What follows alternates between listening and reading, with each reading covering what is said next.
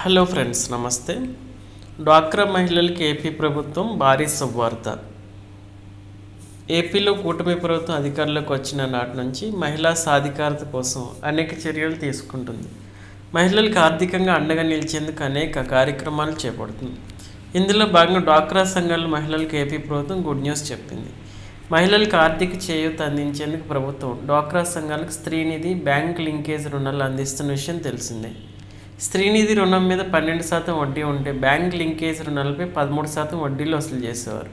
అయితే ఏపీ ప్రభుత్వం కీలక నిర్ణయం తీసుకుంది. డ్వాక్రా సంఘాల మహిళలకు ఊరట కలిగిస్తూ వడ్డీ రేట్లపై 2% రాయితీ ప్రకటించింది.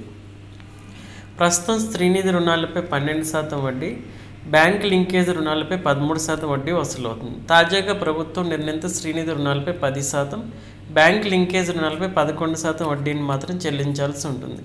అయితే పావలా వడ్డీ పథకం కింద గతంలో 3 లక్షల వరకు మాత్రమే తక్కువ వడ్డీ వర్తించేది. కానీ కొత్త నిర్ణయంతో ఎంత రుణం తీసుకున్నా కూడా 2% రాయితీ వర్తిస్తుంది.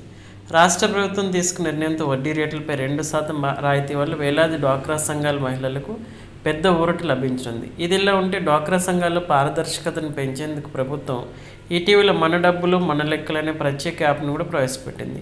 ఈ యాప్ ద్వారా డ్వాక్రా సంఘాల్లో సభ్యులు తమ రుణాలు, వాయిదా చెల్లింపులు, పొదుపు డిపాజిట్లు వంటి అన్ని లావాదేవీలు సులభంగా తనిఖీ చేయొచ్చు. ఈ చర్యతో అక్రమాలు తగ్గి ఆర్థిక నిర్వహణలో పారదర్శకత పెరుగుతుంది.